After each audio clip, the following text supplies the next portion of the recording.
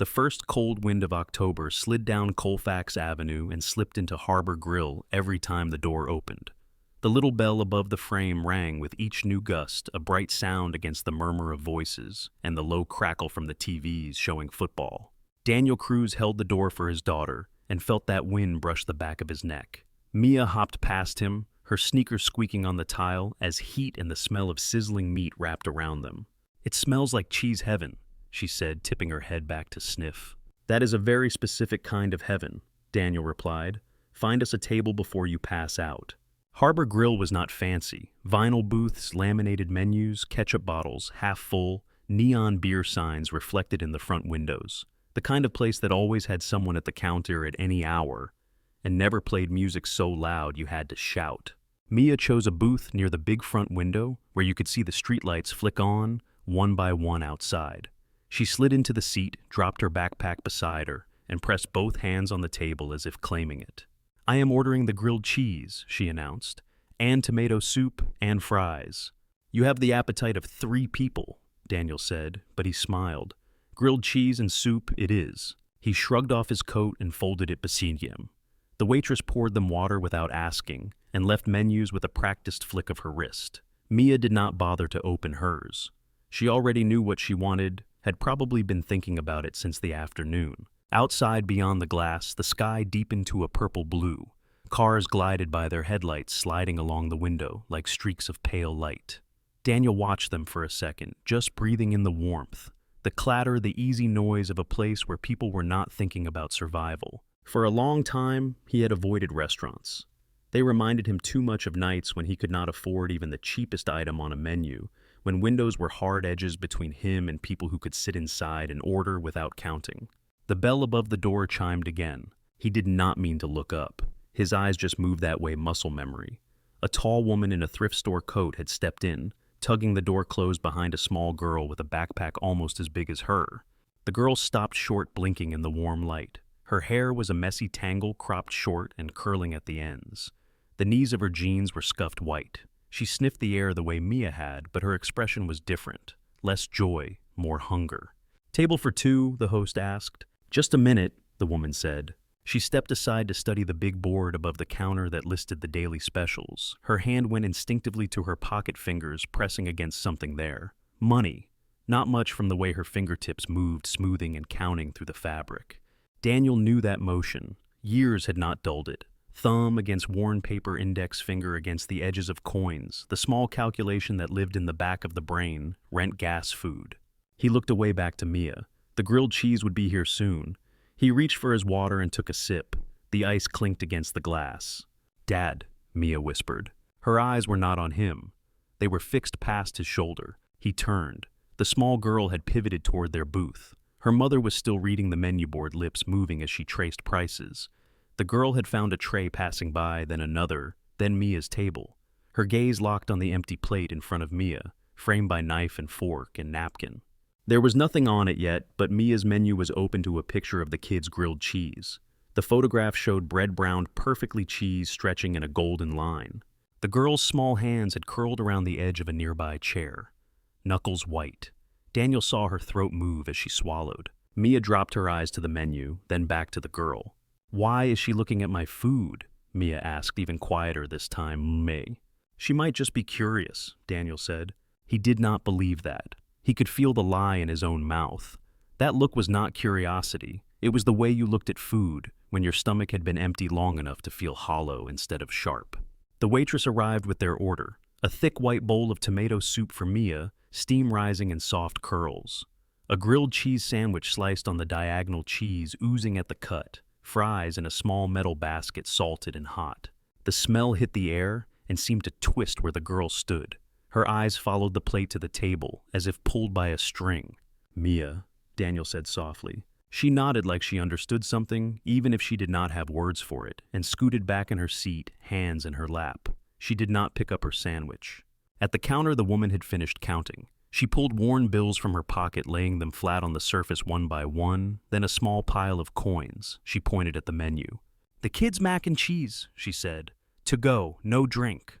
The host called the order back to the kitchen. The woman nodded, shoulders tense, like she was waiting for someone to say there was not enough. Daniel shifted in his seat. The heat from Mia's fries brushed his arm. He could feel his own pulse picking up that restless beat that came whenever he saw someone standing exactly where he had stood once. He had been outside a diner like this years ago in another city. He had stood on the wrong side of the glass with a baby in his arms and change in his pocket that did not add up to a full meal. He had watched people inside laugh and eat saw plates cleared and taken away with food still on them. The door had opened then. Someone had held it, and his life had bent on that hinge. Now another door, another hinge. This one had a bell and a little sign that said, "Open" in red. "Stay here," he told Mia. "I was not going to eat yet," she said quickly, as if defending herself. "I was going to wait." "I know," he said. "Just stay." He pushed out of the booth and crossed the floor. The soles of his shoes clicked lightly. The heat from the kitchen brushed his cheek as he passed. The bell above the entrance rang as the woman collected a small white bag from the counter and reached for her daughter's hand. "Excuse me," he said. "Ma'am." She stiffened before she turned. Her eyes swept him in one quick pass, taking in the pressed shirt at the watch the way he stood. "Yes," she said. Her voice was flat, but there was something under it. Not impatience, not quite fear, something like bracing for a hit. "I did not mean to intrude," Daniel said. "My daughter and I ordered too much. We were wondering if you and your little girl might like to join us. We could share." The girl's eyes darted up at her mother. Mothers and daughters both pulled tight around the same center.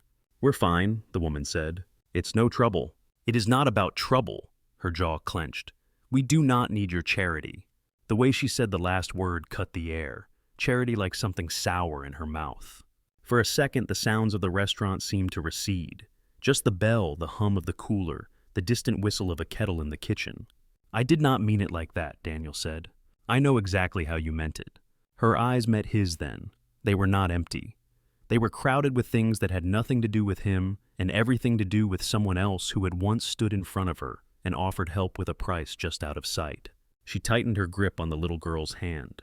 "Come on, Zoe," she said. The girl cast one last glance toward the back of the restaurant where Mia sat at the booth near the window. Mia had her hands around her soup bowl, but she was not eating. Their eyes met for a breath. Then the mother pushed the door open. Cold slipped in sharp and thin. The bell rang again as the door swung shut behind them. Daniel stood at the entrance longer than he needed to, looking at the empty space where they had been. The reflections in the glass layered his face over the street outside. For an instant he saw both at once, the man in the warm restaurant, the faint shadow of the younger version of himself outside. He let the door close fully and walked back to the booth. Maya was chewing on her bottom lip. "Are they okay?" she asked. He sat down, feeling the heat of the soup, now cooled a little, smelling the grilled cheese that Mia still had not touched. "I hope so," he said. Maya looked down at her plate, then at the door. "They looked hungry," she said. Daniel folded his napkin more, to give his hands something to do than because it needed folding. The napkin paper crackled softly. "They did," he said. Outside the window, the streetlights glowed against the darkening sky. In the reflection, he could see Mia himself, and the faint ghost of the door behind them, with its little open sign glowing red. A rectangle of glass, a simple thing, and yet it had never felt as heavy in his mind as it did now. "Go ahead and eat," he told Mia. She picked up half of the grilled cheese and bit into it, chewing slowly as if the food tasted different now. Daniel reached for his water again. The ice clinked. His thoughts did not settle. The bell above the door chimed once more for another group of diners, but his mind stayed focused on the sound the door had made when she left, the way her shoulders had been set, and the look in her eyes when she said the word charity. The ride home was quieter than usual. Maya sat in the back seat instead of up front, even though she was old enough now. She leaned her forehead against the cool glass, watching Denver slip by in streaks of orange streetlights and red brake lights. The remains of her grilled cheese sat in a paper box on her lap, the cardboard darkened with a little grease. Daniel kept one hand on the wheel and one elbow propped on the door. The heater hummed, pushing warm air at the windshield, fogging the corners. "Are you mad at me?" Mia asked at last. He glanced in the rearview mirror. Her eyes were still on the window, but he could see the tight line of her mouth in the reflection. "No," he said. "Why would I be mad at you? I did not eat right away," she said. "I know you get twitchy about food getting cold." He almost laughed. The word twitchy in her voice had a strange comfort. "I am not mad about the sandwich," he said. "You handled that pretty well." "It did not feel like I handled anything," she said. "I just did not know what to do." He knew that feeling. There were times the world sat in front of you like a test you had not studied for. Sometimes that is how it is, he said. Mia finally turned her face away from the glass. She really looked hungry, she said. The little girl, Zoe. You caught her name. Her mom said it, Mia replied. When they left, you were standing there. He remembered the sound of that name pulled like a thread from the moment. He nodded. Yeah, he said. Zoe. They hit a red light. The car rolled to a stop. Outside, a man crossed the street with his collar turned up, hands jammed in his pockets. The light from a liquor store blinked in the corner of Daniel's vision. You tried to help, Mia said quietly. She yelled at you. She did not yell, Daniel said. She said no, that is allowed. It did not sound like just no, Mia said. He could still hear the shape of the word charity in the woman's voice, the way it had scraped along something old. Sometimes no is about a lot of other things, not just the thing in front of you, he said. The light turned green. He pressed the gas. The car moved forward, the engine a low hum under their feet. Mia picked at the edge of the cardboard box. When we were living in the truck, she said, did you ever say no to help? The question slid into the space between them like a stone into water.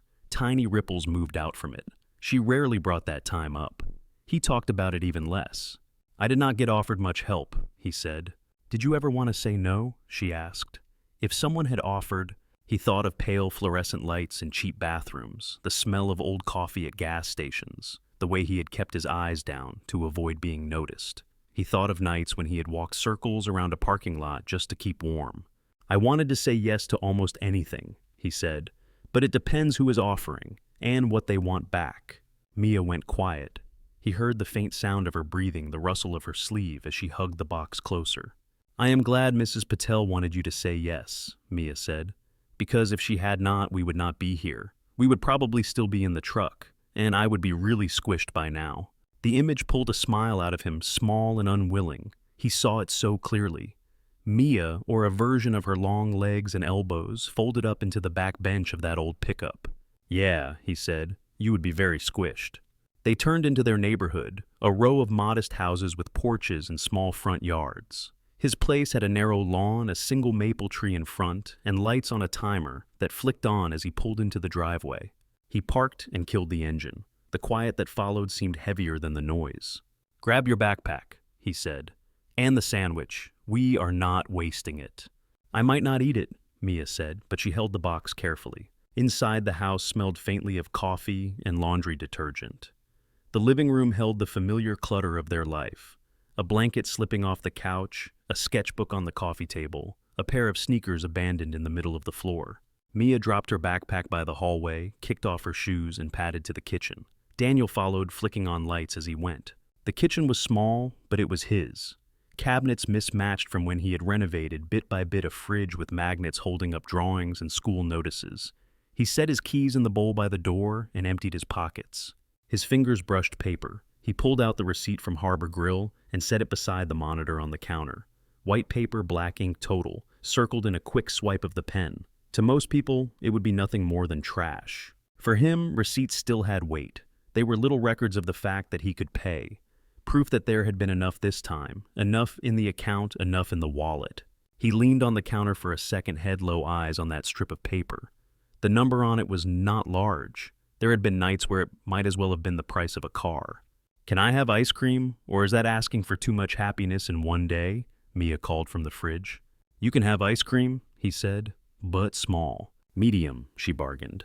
Almost small, he replied. He heard the freezer door open, the rattle of the container, the gentle clank of a spoon in a bowl. He stayed where he was, the edge of the counter under his palms, the smooth laminate warm from the light above. Mia, he called without looking up. Do you remember Mrs. Patel? The lady with the restaurant in Albuquerque, Mia answered between clinks. Who made really spicy potatoes? Those were not that spicy, he said automatically. My tongue cried, she said. So they were. He smiled. The memory played in his mind with more clarity than the room around him. He was back in that city again. Back before this kitchen, before this house. The air had been filled with dust and exhaust, and the smell of fryer oil from small places wedged between laundromats and pawn shops. He had parked his old truck behind Sunrise Diner because the parking lot felt safer than the side of the road. He had cracked the windows just enough so the heat would not suffocate them.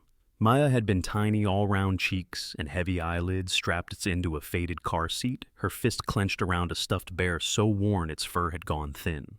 He had sat there one morning, stomach gnawing at itself, looking at the diner door.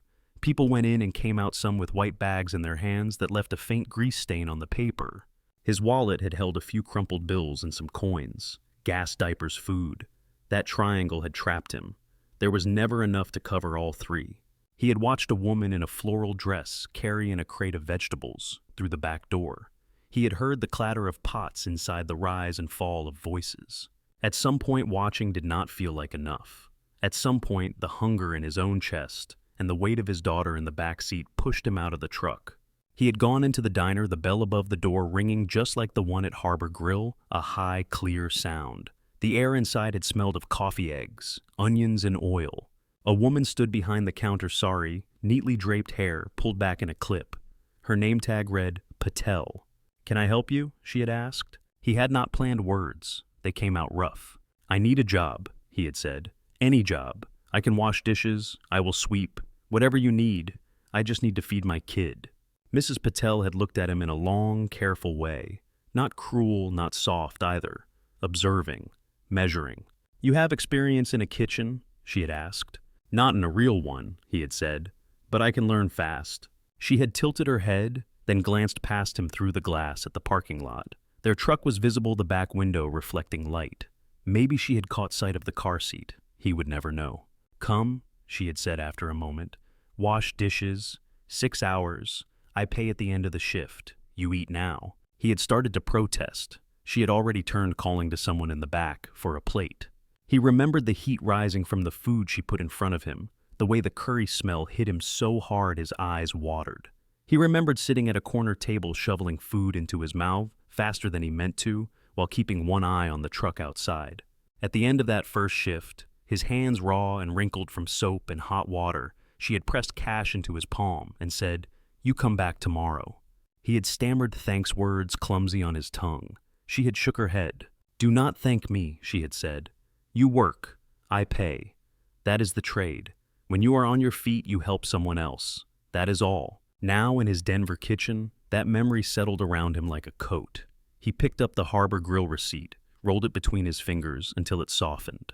Mia came in with a bowl of ice cream, a smear already on her cheek. "Dad," she said, "you are staring at the counter like it owes you money." He dropped the receipt into the trash and straightened. "Just thinking," he said. "About the lady and the girl?" Mia asked. "Yeah," he admitted. Mia hopped onto one of the stools and dug her spoon into the ice cream. "Do you think someone like Mrs. Patel will help them?" she asked. He opened the cupboard, took out a glass, and filled it with water. The question hung there, touching the space in him that still felt like a half-healed bruise. "I do not know," he said. He drank the water cool on his tongue and looked at his daughter. Her hair was pulled back in a messy ponytail. Her knees had a scar from a bike fall. Her bowl was full. She caught his eye and lifted one shoulder. "If you see them again," she said, "maybe you can try something that does not sound like charity." Her words were simple, but they tucked themselves into his thoughts with surprising firmness. He watched her eat, listened to the spoon scrape against the bowl, and felt two worlds pressing against each other in his mind. The truck and the house, the diner and the grill, the woman in the floral dress and the woman in the thrift store coat. Later, after Mia brushed her teeth and climbed into bed, he stood in her doorway for a long moment. The nightlight cast soft shapes on the walls. She was already half asleep, arms around her pillow, hair splayed across the sheet. He went to his own room, then passed it to the small room he used as an office. A desk, a laptop, a framed photo propped in the corner. He picked up the photo. In it, he was younger, thinner, standing in front of a narrow storefront with Sunrise Diner painted above the door. Mrs. Patel stood beside him, her hand on his shoulder, her smile bright and steady. The door behind them had a sign that said "Open" in red letters. His own face in the picture looked as if he had just stepped through that door and not yet believed he was allowed. He touched the edge of the frame with his thumb, then set it back carefully. The house was quiet. Outside, a car passed its headlights, sweeping briefly through the blinds. Lines of light moved across the wall, like the memory of a window on a different building in a different city. He turned off the office light and walked back down the hall. The image of Harper and Zoe pressed at the back of his mind, refusing to fade. Somewhere in the city, there was a woman counting bills in her pocket, and a girl watching other people eat. He paused by the front door for a second, looking at the simple rectangle of wood and glass. Some doors opened on a job, some on a hot meal, some on a chance. He locked it for the night and went to bed, his thoughts still caught between the past and the faces he had seen through the restaurant window. The next morning, the city woke up under a pale sky and the kind of thin sunlight that did not give much heat. Daniel brewed coffee, packed Mia's lunch, and drove her to school. The usual routine slid into place, but the image of Harper and Zoe stayed close. He answered emails, sat through a video call with a client in Chicago, and reviewed a proposal. The work filled the hours, yet every quiet moment seemed to tilt back toward that booth at Harbor Grill. Around noon, he stared at his calendar. There was a gap after his last call, a clear strip of time. He closed his laptop, grabbed his coat, and left the office. City Park sat just east of downtown, a spread of trees and winding paths, and a lake that caught the light in broken pieces. He had taken Mia there plenty of times, but not often during the week. He parked near the playground and stepped out into the cold air. The smell of damp leaves and faint exhaust drifted together. Somewhere a dog barked. A group of kids chased each other near the swings, their voices sharp and high. He scanned the benches and the grassy slopes without meaning to. No thrift store coat, no small figure with a too big backpack. He sat anyway. The wooden slats of the bench were cool through his coat. He watched ducks move across the water in tight clusters, their bodies leaving soft ripples. The sky reflected in the lake, dull silver, broken by each passing bird. He sat for 15 minutes, then 20. He checked his phone, scrolled through a few messages, then slid it back into his pocket. A jogger passed. A couple pushed a stroller along the path. The air smelled like wet earth and the distant sweetness of someone eating an orange. After half an hour, he stood and walked back to the car. On the way home that evening, he mentioned the park to Mia. "City Park," she said, "with the lake and the geese that bully everyone." "Those are very confident geese," he said. "They tried to eat my cracker," she replied, "with the plastic still on." "Do you want to go tomorrow after school?" he asked. "Yes," she said without hesitation. "Can I bring bread that is not plastic?" He smiled at the road. "We will see about the bread," he said.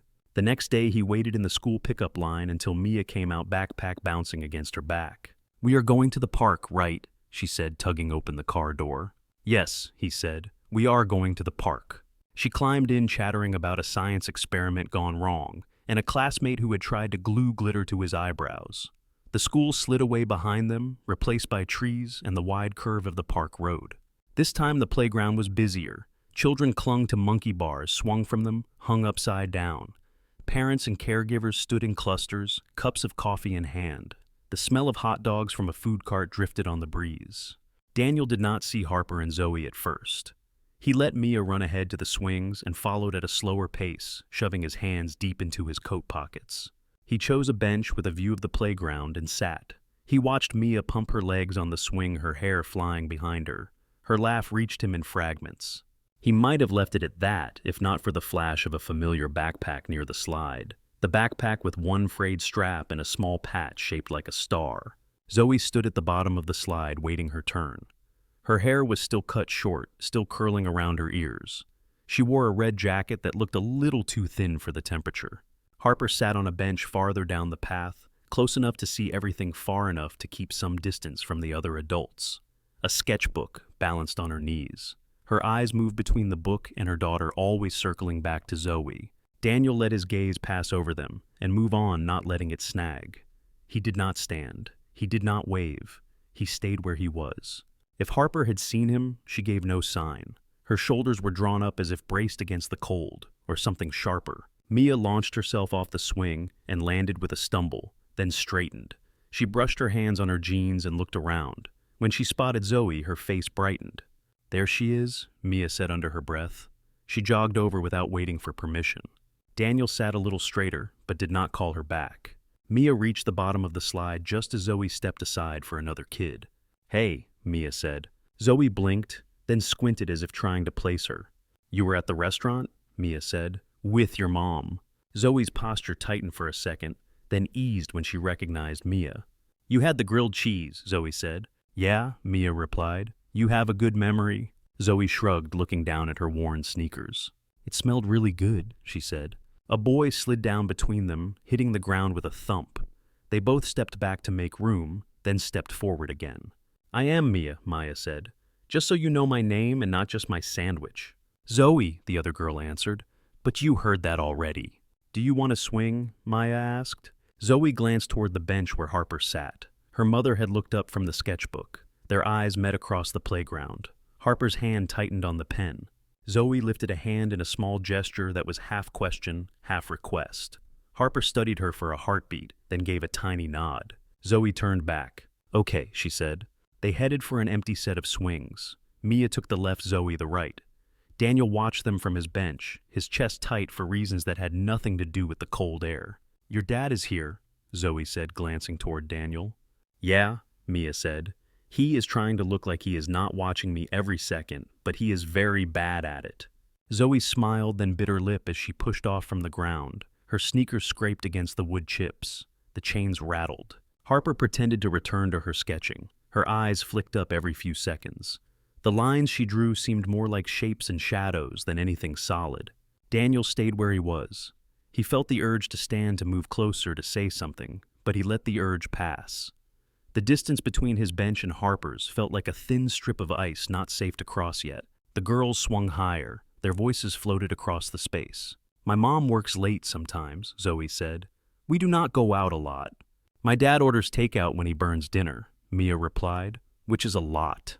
"I do not burn it," Daniel muttered under his breath, then realized no one could hear him. "What do you burn?" Zoe asked. "Mostly grilled cheese," Mia said. Zoe laughed, a small sound that grew as the swing carried her up. They talked about school, favorite colors, a cartoon both of them watched. Simple things, ordinary things. The conversation skipped and bounced. Harper closed her sketchbook without drawing anything more and put it back in her bag. She clasped her hands together in her lap, fingers locking and unlocking. After a while, Mia slowed her swing, letting it drift to a stop. Zoe followed. "I need water," Mia said. "Do you want some?" "My dad always packs too much." Zoe hesitated. "I would have to ask my mom," she said. "Okay," Mia replied. "Mine is the man trying not to stare." They walked together toward Daniel. Zoe's steps were lighter than they had been at the restaurant, still cautious, but lighter. As they approached, Daniel straightened and let his hands fall from his pockets. Mia stopped in front of him. "Can we give Zoe one of the waters?" she asked. "Please." Daniel looked at Zoe. Up close in daylight, he could see the dark half-moons under her eyes, the way her jacket sleeves were frayed at the cuffs. "Of course," he said. He reached into his backpack and pulled out a bottle, then held it out. He made sure to place it on the bench between them, not directly in her hand. "For you," he said, "if your mom is okay with it." Zoe took the bottle, fingers barely brushing his. Her voice was soft. "Thank you," she said. Harper had risen from her bench. She stood now at a measured distance watching. Her eyes were wary, not sharp enough to cut like they had at Harbor Grill, but not open either. Zoe trotted back to her, holding up the bottle. They exchanged a few words that did not carry across the playground. Harper's hand went briefly to her daughter's hair, smoothing it back. Then they both turned and walked toward the swings again. The water bottle rested under the bench condensation, forming a small circle on the wood. Mia hopped onto the bench beside Daniel and swung her legs. "You did good," she said. "I handed over a bottle of water," he replied. "I know," she said. "You did it without making a weird face." He let out a breath he had not realized he had been holding. "I am doing my best," he said. They stayed until the sky began to slide toward late afternoon, the light turning softer. When they finally left, Harper and Zoe were still at the park. Daniel did not walk over to say anything.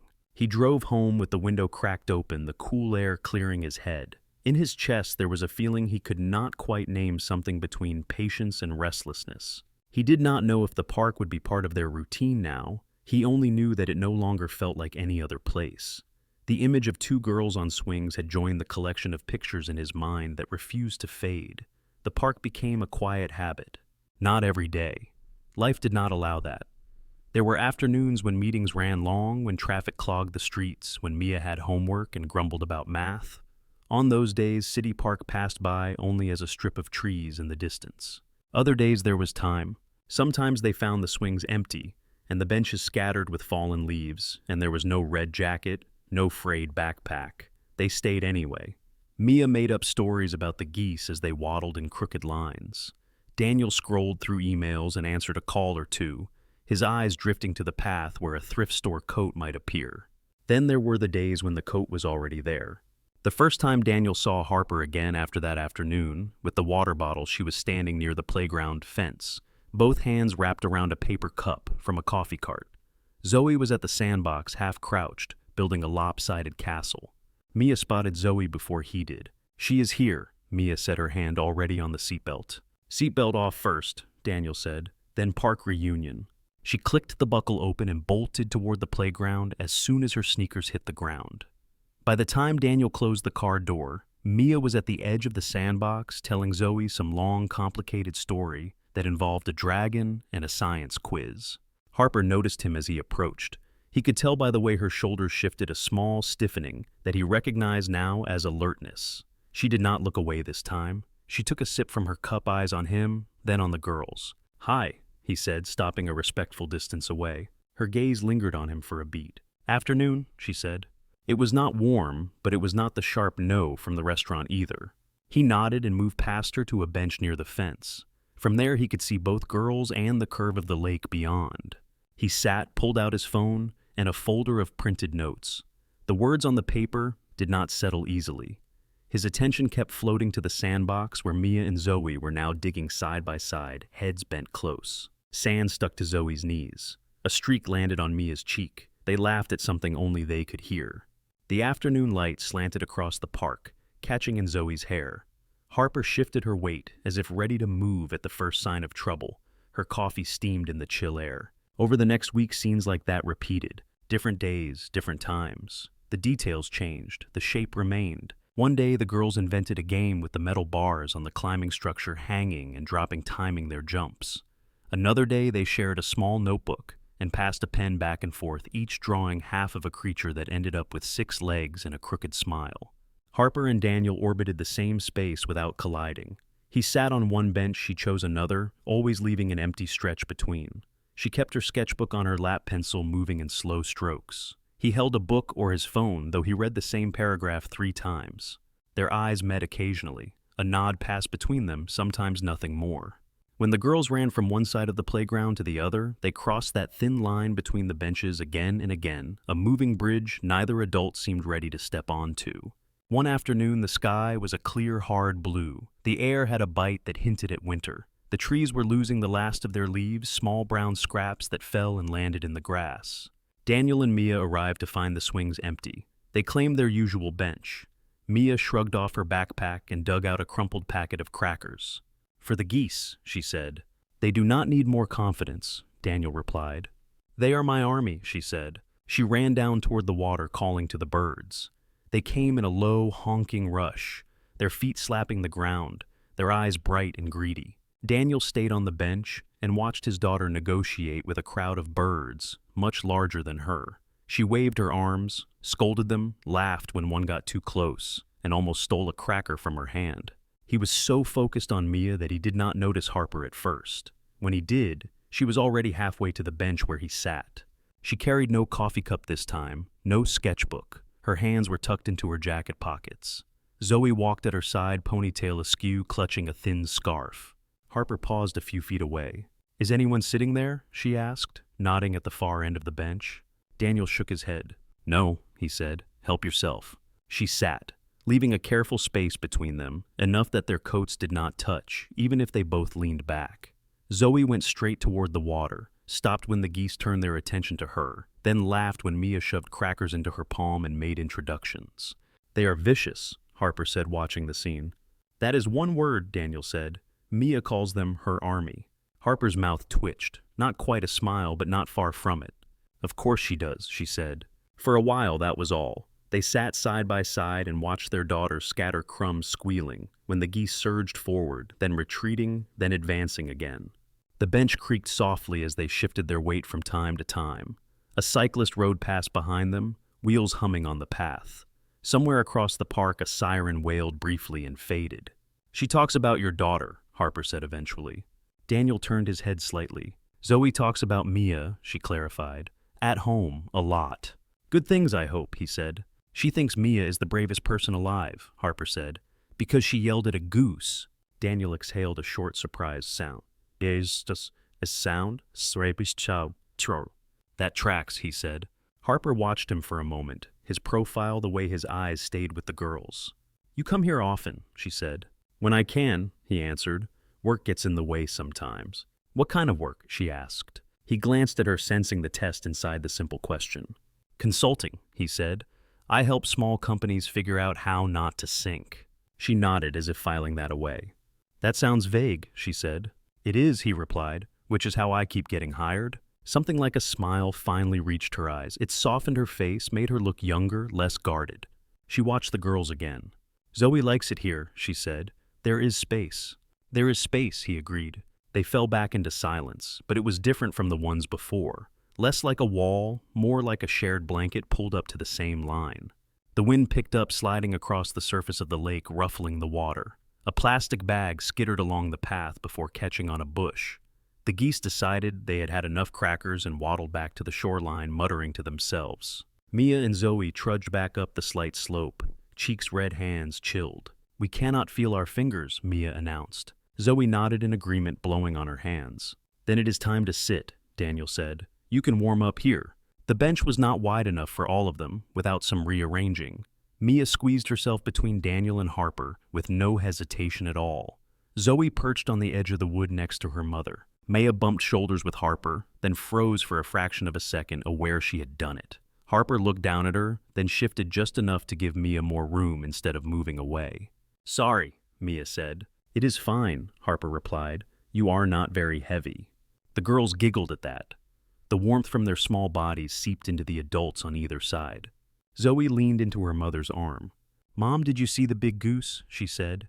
He chased the other geese away, but Mia chased him. I saw, Harper said. Harper said, very brave. Mia lifted her chin. They respect me now, she said. They think you are one of them, Daniel said. Harper huffed a soft sound that might have been a laugh. The girls pulled out the notebook from Mia's backpack and began drawing again, heads almost touching. Their pens scratched across the paper, creating another strange creature, this one with wings and 3 eyes. Daniel and Harper sat with their shoulders just close enough that they felt each other's breathing in the smallest movements. The space between them had narrowed to something that felt less like distance and more like room. After a while, Harper spoke again, her voice low enough that the girls would not catch it. I noticed something, she said. Daniel shifted his attention from the drawings to her. You have been careful, she said. You did not walk over to us at the swings. You did not push anything today. You let them come to you. He thought about his steps, the spaces he had left open. I figured you have had enough of people who do not leave you choices, he said. Her gaze flicked to him sharp just for an instant, then softened. She looked back at the girls, their hands moving in quick strokes, the pages filling. I appreciate that, she said. 3 simple words. No extra warmth wrapped around them. Yet they carried more weight than many speeches he had heard in boardrooms. He nodded, not trusting his mouth to find the right response, without adding something that would tip the balance. A cloud slid over the sun, and the light shifted cooler. One of the park lamps flickered on, even though it was not yet dark. The girls finished their drawing and held it up for inspection. It is a goose dragon, Zoe announced. It honks fire. Mia added, and it only eats plastic bread. They laughed at their own joke, the sound clear in the cool air. The moment settled around the bench in a way that felt solid. No agreements had been made, no promises spoken, just 4 people sharing a piece of wood and a small rectangle of quiet in a big restless city. When they finally stood to leave, coats zipped up against the chill. The path from one bench to the other no longer felt like ice. It felt walked, marked lightly by the footsteps that had gone back and forth all afternoon. The air shifted a little colder with each passing day. Leaves that had clung stubbornly to branches last week now lay piled along the paths. The park crew had blown some into neat mounds, but the wind kept undoing their work, scattering yellows and browns back into loose drifts. One Saturday, the sky was a clear, brittle blue. You could see your breath if you laughed too hard. Mia and Zoe were determined to test that theory. Watch, Mia said, puffing clouds into the air. Zoe copied her, giggling, when her breath made a small white blur. They were racing from one end of the playground to the other, scarves trailing boots thumping on the packed dirt. Daniel sat on the same bench he always chose now. Habit had carved a path from the parking lot to that spot. The wood under him felt familiar. Harper arrived a little later than usual. Zoe spotted her first and sprinted over, scarf flapping, to deliver a breathless update on their goose army and a swing trick Mia had mastered. Harper listened a hand on her daughter's shoulder, then sent her back with a quick squeeze. She walked toward Daniel, her pace unhurried, her eyes already on the bench. "Mind if I sit?" she asked. He shook his head. "No," he said. "Please." She sat on the far end again. This time the space between them was smaller, without either of them having to measure it. The girls had started some complicated game that involved jumping from the second step of the slide ladder and pretending the ground was lava. Their shouts echoed against the bare branches. For a while, the only sounds at the bench were those voices, the rustle of leaves, the faint rush of cars from the street beyond the trees. Harper rubbed her hands together, then tucked them into her pockets. She wore fingerless gloves that had seen better days. The yarn at the wrist was thinning. "You were right," she said quietly. Daniel turned his head. "About what?" he asked. "You said you figured I had had enough of people who do not leave me choices," she replied. Her eyes stayed on the playground, but he could hear something different in her voice. Less clipped, not softer exactly, but less guarded. "I have," she said. He let the words settle. The urge to fill the space with a question tugged at him, but he kept it in. Zoe jumped from the ladder, landed with both feet, and threw her arms up like a gymnast. Mia clapped, then took her turn. Harper exhaled slowly. "My husband left 2 years ago," she said. Daniel did not move. He did not prompt. He waited. "He did not shout or throw things," she went on. "He did not even slam the door. He just got dressed one morning, drank his coffee, put his cup in the sink, and said he had packed his bags the night before." Her mouth curved, but it was not a smile. "He told me I would be better off," she said, "like he was doing me a favor." "Did he leave a note?" Daniel asked. "Just his key," she said. "On the counter, that was it." Maya shouted something to Zoe about taking turns. The girls shifted their game to the monkey bars. "I had been staying home with Zoe since she was born," Harper continued. "We agreed it made more sense. Daycare cost more than my last job paid. He said he would take care of us." Her tongue lingered on the word take, as if trying to decide whether it had ever been true. "I did not have recent references," she said, "or a degree anyone cared about. The jobs I could get did not line up with school hours. Every application felt like dropping a pebble into a well and never hearing it hit the bottom." She pulled one hand from her pocket and traced the seam of her jeans with a thumb. The nail was short, the skin around it rough. "We were 3 months behind on rent," she said. "The landlord was kind for a while, then less kind. I started selling what we had that anyone would buy. The TV, extra chairs, jewelry I never liked anyway." She gave a short, soundless laugh. "It is funny what you think you need until you need something else more," she said. He knew that truth in the scrape of his own bones.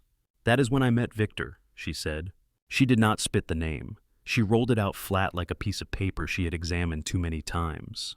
"He came into the cafe where I was filling out applications," she said. "Suit watch, perfect haircut. He asked if he could share the table. I said yes, because saying no felt like a luxury then." She glanced at Daniel as if expecting judgment. He kept his face open. "He saw the stack of applications," she said. "Asked what kind of work I was looking for. I said anything. He smiled and said that was his specialty." Her jaw tightened. "He owns gyms," she said. 3, maybe 4. I did not understand the details.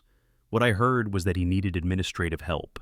Scheduling, answering calls, paperwork, stuff I knew I could do. She pulled her hand back into her pocket and kept talking as if the words had started and could not be stopped now. "He said the hours were flexible," she said, "that I could bring Zoe sometimes, that he liked helping single parents get back on their feet." She shook her head slightly. "I wanted to believe him so much," she said. "That is the part that makes me angriest when I think about it. How badly I wanted it to be true." Zoe and Mia reached the end of the monkey bars and jumped down landing in a pile of leaves someone had failed to rake all the way. They both disappeared for a second, then popped up laughing.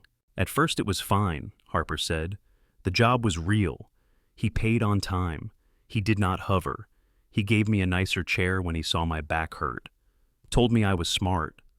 Told me I deserved better than what life had handed me." There was a trace of his voice in her imitation, something slick under the words. "Then he started asking for favors," she said. "Little ones. Can you stay an hour later? I need to finish this deal. Can you come to dinner with this client? It looks better if I'm not alone." Her eyes stayed on the field, but her focus had turned inward. Daniel could see it in the way her breathing changed slower and more controlled. He would say it with that smile, she said, the one that makes it sound like the favor is already done. And every time he reminded me how much he had done, how he took a chance on me, how I should be grateful. Her lip curled almost invisible. I wore the dress he suggested, she said. I stayed late. I bit my tongue when his hand stayed on my back too long when he introduced me to people. She made a small motion with her shoulders as if trying to shake something off. When I started saying no, his voice changed, she said. He did not shout. He did not have to. He told me I was making a mistake, that people would not line up to hire a single mom with gaps in her work history, that he could make those gaps look like craters. A gust of wind moved across the park, stirring the leaves at their feet. Harper did not flinch. I quit, she said. Walked out on a Tuesday. I thought he would be angry for a while, and then find someone else to push around. She took a breath through her nose. He called every place I applied to, she said. I know because one of the managers told me. He said Victor had warned him I was unstable, that I would cause drama, that I might try to sue. Her voice did not crack. If anything, it flattened more, as if keeping emotion at arm's length was the only way to move the story from one end of her mind to the other. We lost the apartment, she said. The shelter had thin blankets and bright lights that never really went off. Zoe started grinding her teeth in her sleep. She stared at her daughter now, standing under a tree, with Mia arranging leaves by color on the ground. I got a job at a laundromat that paid cash, she said. No one asked questions because they did not want to know the answers. It barely covers food in the room we rent, but at least it is something he does not have his hands in. She went silent for a moment. The only sound was the shriek of a distant whistle from a pickup soccer game. That is what I think about when a man in a nice coat offers to pay for my dinner, she said, or invites me to sit with his family like I am some project. There was no accusation in her tone now, just explanation laid out plain. Daniel absorbed every word. He did not rush to say he was different. The idea felt flimsy compared to what she had described. I am sorry, he said. I am tired of hearing that, she replied, from people who cannot do anything about it. She turned her head, then really looking at him. That is why I kept waiting for you to show me what you really wanted, she said. At the restaurant at the park, men like Victor always want something. It just takes a few nice gestures before the price tag shows up. And you think my price tag is still hiding, he said quietly. I think I do not know you, she said. Not really. I know you bring your daughter to the park. I know she is kind to mine. I know you are polite. I know you bought us time in a hospital we could not afford. Her throat moved as she swallowed. I just do not know what that will cost yet, she said. Zoe and Mia ran toward them, arguing about whether leaves could be money in a game they had invented. Zoe held up a handful of red and gold eyes bright. Look, she said breathless. We are rich. Harper reached out and brushed a stray piece of hair from her daughter's forehead. You are something, she said. She dropped her hand and leaned back again, her shoulders touching the bench. She did not pull away. Daniel watched the girls for a moment, then spoke, his voice low. You are right to be careful, he said. Someone taught you there is always a bill coming. Her eyes flicked to his face. I cannot erase that, he said. I would not try. I can only show up and not ask you to pay for it. She did not answer, not with words. Her fingers resting on her knee curled in and then loosened. The motion was small, almost nothing, yet in it there was a shift, not trust, not yet, but the faintest easing of a grip that had been tight for a long time. The girls tumbled back into their game. A leaf stuck in Mia's hair. Zoe tried to pluck it out and missed, both of them laughing as they tried again. On the bench, two adults sat in the cold, their breath visible in the air, a story heavier than the temperature passing between them and settling finally where it could be seen. The light started to drain from the sky, turning the edges of the park gray. The girls showed no sign of slowing. They had moved on from leaves to a new game that involved balancing on the low stone border along the path, arms out pretending the grass was an ocean. Harper watched them, the corners of her mouth pulled in that tight way Daniel was beginning to recognize. There was pride in it, and fear, and something else that did not have an easy name. You asked earlier what kind of work I do, he said. She blinked as if pulled back from whatever memory she had been walking through. I remember, she said. I was not trying to dodge the question, he added. I really do help companies figure out how not to sink. Strategy, operations, that kind of thing. I started my own firm about 5 years ago. On your own, she said. Mostly, he replied. He replied, not really on my own. His gaze drifted past the playground as though the park had become a screen for some other scene entirely. There was a diner, he said, in Albuquerque. Sunrise Diner, yellow sign painted with too many rays. The kind of place where you can get pancakes at midnight. You worked there, she asked. I slept in their parking lot first, he said. The admission did not come with shame in his voice, only a kind of worn-out honesty. Mia and I were in an old truck, he said. It leaked when it rained. The heat worked sometimes. I would park behind the diner because it felt safer than the street. He could still hear the clatter of plates, the buzz of the neon sign, the murmur of late-night customers. I was running on fumes, he said. Money, patience, sleep. All of it. Harper was quiet. Her eyes stayed on Zoe, but her attention had turned fully toward him. One morning I went inside, he said. I asked if they needed anyone to wash dishes. My plan was to work long enough to buy food and then figure out the rest later. He could feel the roughness of that day on his skin even now. The owner, Mrs. Patel, looked at me like I was some math problem she was solving in her head, he said. She asked if I had ever worked in a kitchen. I said no, not really. She asked if I could follow instructions. I said yes. He smiled a little at the memory. She told me to put on an apron and get to the sink, he said. She fed us before she paid me. I tried to refuse. She ignored me. Harper's mouth twitched. How generous! She said the words edged with the same wariness as before. It did not feel like generosity, he said. Not in the way you mean. She made it clear this was a job. I was not her charity project. I was staff.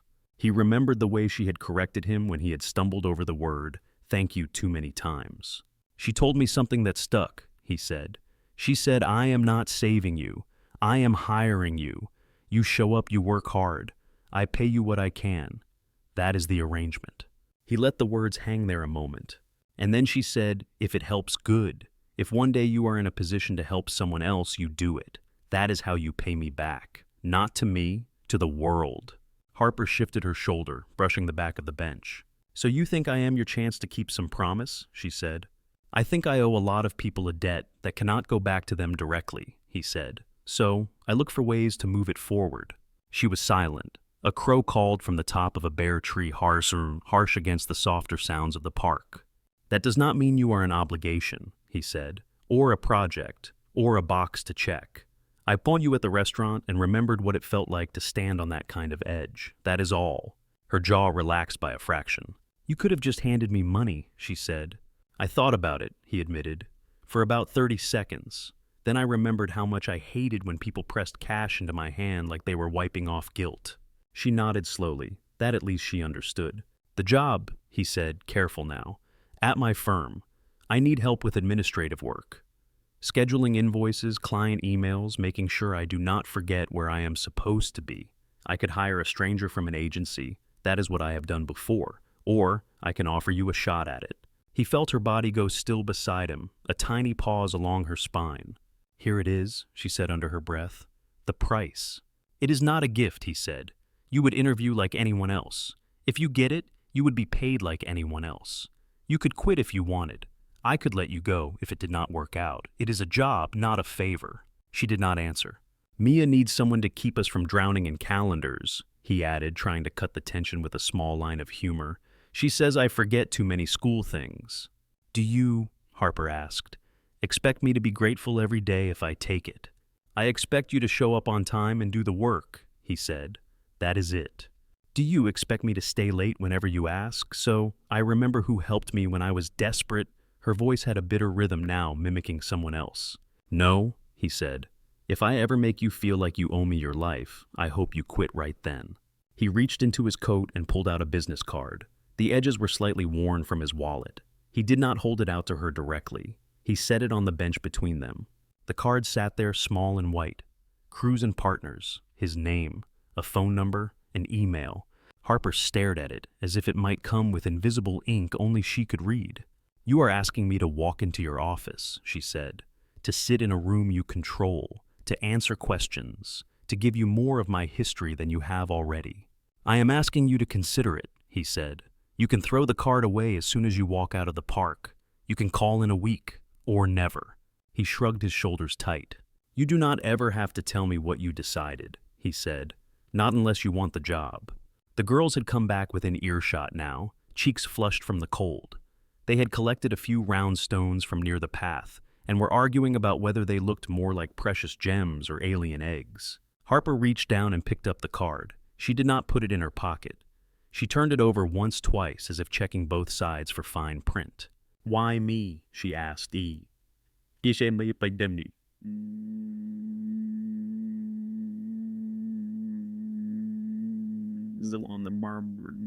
thought about the easiest answer, that he needed an assistant anyway, that this would solve a practical problem. It would. That was true. He thought about the harder answer, the one that lived in the shape of Zoe's thin hands wrapped around a chair at Harbor Grill, and the way Harper had stood like a shield in front of her. "You are obviously competent," he said. "You kept your life together through things that should have broken it. You are good with details. You watch everything." She snorted softly. "That just means I am paranoid," she said. "It means you are aware," he replied. "That is valuable where I work." She finally put the card away, sliding it into the pocket of her jeans. The movement was small but decisive. "I do not want pity in a blazer," she said. "If you ever feel that from me, you can tell me to keep my job," he said. Zoe and Mia barreled up the small hill toward them, boots slipping on the leaves, laughter spilling ahead of them. "Mom," Zoe said out of breath, "could Mia come over sometime, like to our place?" Harper blinked, thrown for a second by the shift. "Maybe," she said slowly. "We will see." "She always says that," Zoe told Mia. "Sometimes it means yes later." "Sometimes it means no forever," Harper replied, but her tone held no real sting. Mia looked at her father. "Could Zoe come to our place too?" she asked. "I could show her the painting I did of the goose that looks like you." Daniel frowned. "The goose does not look like me," he said. "It has your eyebrows," Mia insisted. Harper let out a short laugh. It surprised even her. The sound felt strange in her chest, like something that had forgotten how to move. "We will figure it out," Daniel said, "if it works for everyone." The girls accepted that answer more easily than adults might. They returned to their argument about alien eggs and ran back down the hill, their voices fading and rising again. Harper watched them go, then looked at Daniel. "I am tired," she said, "of being punished for the times I believed people." He nodded. "I cannot change what happened with Victor," he said. "If you decide every man in a decent coat is a threat, I will not pretend that is irrational." She studied his face as if searching for a crack. "If I call," she said, tapping her pocket where the card rested, "and you treat me like a charity case, I walk out." "Good," he said. "If I call and you expect me to trade anything but my time and work, I walk out." "Also good," he said. She drew in a slow breath, then let it out. "Then we will see," she said. There was no promise straightened inside those words, only an opening, narrow but real. The sun had lowered enough that the tops of the trees were dipped in gold. Light glanced off the windows of cars along the street, throwing small flashes across the park.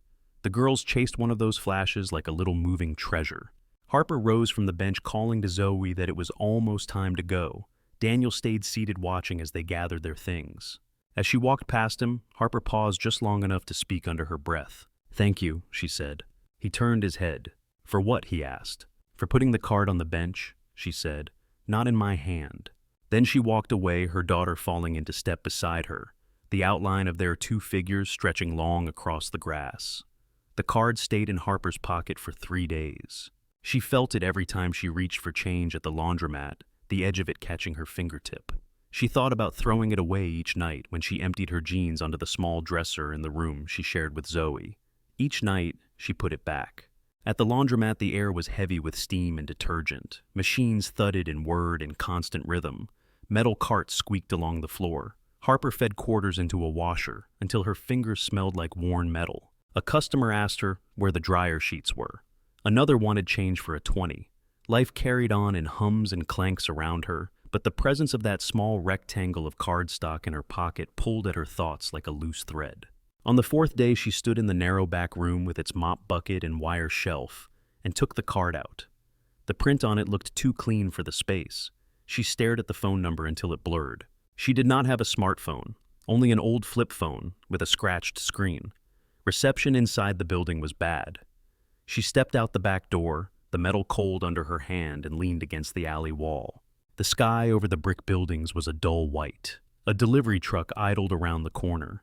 Somewhere a radio played a song she half recognized. She opened the phone, folded the card in one hand so she could see the numbers, and dialed. Each ring felt longer than the last. She almost hung up on the third one. On the fourth, the line clicked. "This is Daniel," a voice said. She swallowed. "It is Harper," she said. "Harper Lane, from City Park." A pause, then a shift in his tone, lighter. "Hi," he said. "I am glad you called." "I am at work," she said quickly. "I do not have long." "Understood," he said. "Do you want to schedule an interview?"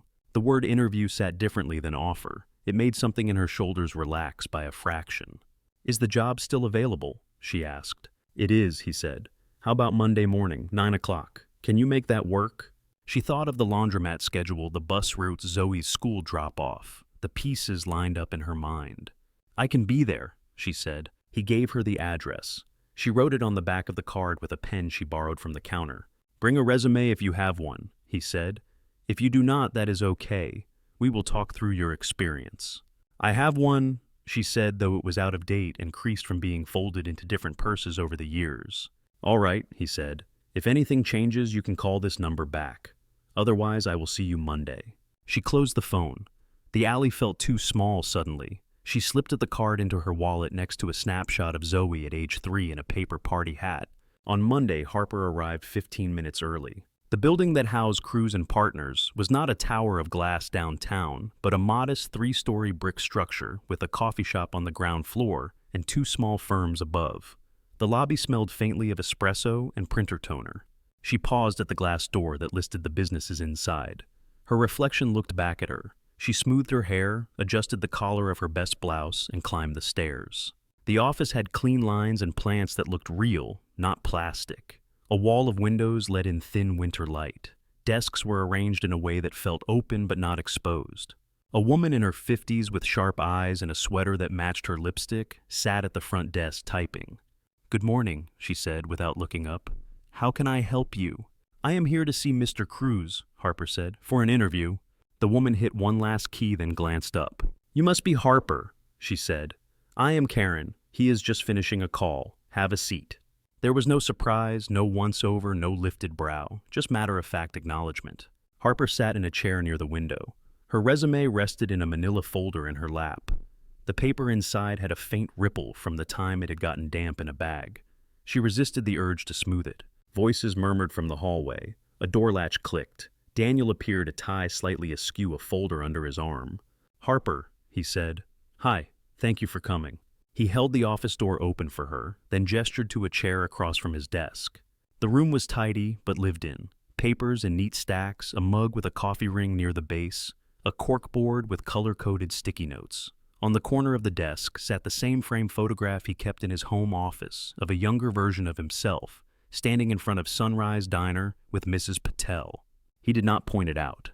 "Can I get you water, coffee?" he asked. "Water would be nice," she said. He stepped out, returned with a glass, set it within her reach, then sat down. He opened a notebook and picked up a pen. "All right," he said. "You know I am Daniel. You have met Mia. You have not met my work brain yet. That part of me is much less charming." The joke was small, but it eased something. "If you can slide your resume across, I will take a look," he said. She handed over the folder. He scanned the page, eyes moving quickly. He did not linger on the gaps. She knew exactly where they were. Times marked only by the phrase, family care. "You have done customer service, scheduling, bookkeeping," he said. "You kept a cafe running with 2 staff. That is not nothing." "That was a long time ago," she said. "Skills do not expire," he replied. "They can get rusty. Rust can be brushed off." He asked about her experience with spreadsheets, with email clients, with taking messages, and prioritizing. When he touched the subject of the gym job, he did so lightly. "This position with Hale Fitness," he said, eyes still on the page. "How long were you there?" 6 months, she said. "And your duties?" he asked. "Admin work," she said. "Phones, calendars, membership billing." "Why did you leave?" he asked. The question sat between them. He looked up. His expression was neutral, letting her decide how much to put into the answer. "I no longer felt safe there," she said. He nodded, once wrote nothing down. "Understood," he said, and did not press. He described the work at Cruz and Partners in more detail. The volume of emails, the kinds of clients, the need for someone who could keep track of moving pieces and tell him when he was about to drop one. I am very good at noticing what might fall apart, she said before she could stop herself. He smiled. That is exactly the kind of paranoia we like here, he said. The hour passed in a pattern of question and answer, practical and focused. He did not talk about helping or giving chances. He talked about start times, pay rates, benefits, and expectations. There is a 3-month probationary period, he said at the end, for anyone we hire. During that time, either of us can decide it is not a fit with 1 week's notice. After that, we commit more formally. He slid a printed document across the desk. The contract was clear, the font plain. No hidden clauses. Vacation days, sick days, hourly rate, overtime, policy all laid out. Take this home, he said. Read it. Have someone else look at it if you want. I am not asking you to sign anything right now. She flipped through the pages, eyes scanning lines, almost hungrily looking for the trap. The words stayed clean. This is fair, she said, surprised at how strange it felt to say it. It is meant to be, he answered. Why not just hire from an agency, she asked. You said you have done that before. I could, he said. I might still if you decide this is not for you. But I would rather work with someone who already has a stake in keeping my kid from turning into a goose wrangler. She gave a small huff of amusement. I will think about it, she said. Good, he replied. That is all I asked. She took the contract, feeling its weight in her bag on the bus ride home, heavier than paper should be. That night, after Zoe fell asleep, Harper sat at the small table in their kitchen corner and read every line twice. Lip between her teeth, she underlined a few phrases with a pen, circling the parts about notice and hours. There was no mention of dinners, no vague phrases about extra appreciation, just work and pay and boundaries. She signed on the last page, her name careful and small, and slid the contract back into the envelope. A week later, she sat at a desk near the front window of Cruz & Partners with a login for the email system and a passcode for the copier. Karen showed her the filing system, the coffee maker, the way the phones could be transferred. Harper listened, asked concise questions, wrote neat notes in a small notebook she kept in her pocket. Her first day was a blur of information and small tests. Daniel hovered less than she expected. He checked in, gave her a list of tasks, then retreated to his office for a call. When she made a mistake sending a draft proposal to the wrong address, he did not make a speech. He stepped out, leaned against the edge of her desk, and said, Next time, double-check the client name before you hit send. Yes, she said, throat tight. That is it, he said. Nobody died. He walked away. The world did not collapse. Karen gave her a piece of gum and told her about the time she had erased an entire client file by accident. Days slid into weeks. The routine of the office settled around Harper like a new kind of skin. She arrived at 8:30 every morning, coat zipped up against the cold fingers, stiff until they wrapped around the warm ceramic of the first coffee. She watched the inbox, sorted messages, flagged the ones that needed Daniel's immediate eyes. She learned the names of clients by the way they typed. The hurried ones who sent 4 short emails instead of 1 long one. The careful ones with bullet points and full sentences. The lonely ones who added unnecessary details about their day. She adjusted Daniel's schedule, moved meetings when emergencies came up, made sure he had enough time between appointments to breathe and refill his mug. At first, every time her phone buzzed with his extension, a jolt of anxiety shot through her. She braced for a criticism that reached beyond the walls. It never came. Can you move my 2 o'clock to tomorrow? He would ask. Client is stuck at the airport. Sure, she would say. Can you remind me of the name of the woman from the bakery we consulted with last month? He might say. Elena, she would answer. She sent cookies, which is why you remember her. He treated her like part of the machine that kept the firm running, no more and no less. When she did well, he said, good catch, or nice save, and moved on. When she stumbled, he pointed it out once and expected her to adjust. The 3-month probation period ticked forward. Outside, snow threatened and sometimes landed, turning the city briefly white, before cars and footsteps ground it into gray slush. Inside, the office stayed warm. Harper hung her coat on the same hook every morning. She kept a spare pair of shoes under her desk. She did not talk much about her life outside work. Neither did Daniel. Their conversations stayed anchored in calendars and clients. Still, small details slipped through. Once, when a client canceled at the last minute, leaving a gap, he ran a hand over his face and said, I was counting on that one. She said, we have had 3 new inquiries this week. That is not nothing. He looked at her surprised, then nodded. Thank you, he said. Another time she arrived 5 minutes past her usual time, hair damp from snow. Karen was making tea. Daniel appeared in the doorway of his office. "Everything all right?" he asked. "Bus slid," she said, "on a patch of ice. No one was hurt, just slow." "Good," he said. "You are here now?" He did not mention the 5 minutes again. By the end of the second month, she no longer flinched when he walked up behind her desk. By the end of the third, she no longer checked her phone every hour to make sure Zoe's school had not called without her noticing. The contract end date for the probation was a Tuesday. Harper knew exactly which day it was, had circled it in her notebook, but she pretended not to watch the calendar. That morning, Daniel came out of his office with a folder in his hand. "Harper," he said, "do you have a minute?" She closed the tab she had been working in and followed him, palms suddenly damp. He gestured to the chair across from his desk. The photograph of Sunrise Diner watched them from its corner. "You have been here just under 3 months," he said. "Officially, this is the part where I decide if you are worth keeping." Her spine straightened. "I am not interested in starting over somewhere else," she said before she could stop herself. "If that is what you are about to suggest." He shook his head. "I would be an idiot to let you go," he said. "You are the best thing that has happened to this office since Karen figured out how to fix the copier." Karen snorted from her desk outside, somehow hearing them through the door. He slid a new document across the desk. This one was thinner, a simple confirmation. "If you are still willing," he said, "I would like to make your position permanent. Benefits raise the whole boring package." She read quickly. The terms matched what he was saying. Health insurance options paid time off, a slight bump in hourly rate. "This is still fair," she said. "I am trying to make it boringly fair," he replied. "The kind of fair that does not need to be talked about often." She signed. Her handwriting shook just enough that she noticed. He took the paper, added it to the folder, and filed it in the cabinet beside his desk. "Welcome to the long haul," he said. She allowed herself a small smile. "Do not make me regret it," she said. "I will try not to," he answered. She went back to her desk. The office looked the same, smelled the same, sounded the same. Yet something under her ribs felt different, as if a rope that had been pulled too tight had loosened a notch. That afternoon, when she picked up Zoe from school, the girl bounced on her toes. "How was work?" Zoe asked. "Good," Harper said. "They are keeping me." Zoe grinned. "Good," she said. "Then I can keep seeing Mia." Harper brushed a bit of glitter from her daughter's hair. Some art project had clearly been ambitious. "Yes," she said. "You can keep seeing Mia." They walked home together, hand in hand, snow threatening again in the clouds.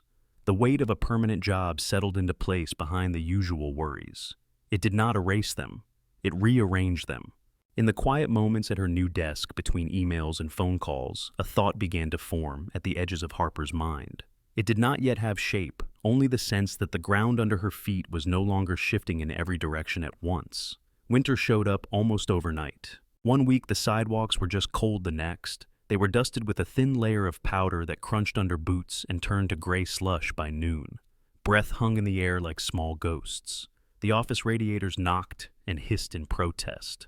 Harper adjusted to the new routine without thinking much about it. She left a few minutes earlier in the morning to account for slower buses. She wrapped Zoe in 2 layers of scarves, tugged a knit hat over her ears, and walked her to school, carefully avoiding patches of ice that looked like nothing at all until you stepped on them. Work settled into a steady rhythm. Mondays started with full inboxes and overfull calendars. By Friday afternoon, things thinned out like a wave pulling back. One Thursday, the day slid toward evening faster than usual. The sky darkened, early clouds hanging low and heavy. From the office window, the city lights blinked on in clusters, tiny pockets of gold. Daniel sat at his desk, the last of a mug of coffee, cooling by his elbow. He was reviewing a contract, red pen hovering above a paragraph that refused to make sense. Karen had already gone home. A couple of consultants were still in their offices finishing reports. The phone on his desk rang. The small display showed Harper's extension. He picked up. "Yeah," he said. There was a breath on the line, quick and uneven. "Mr. Cruz," Harper said, "I am sorry, I know it is late."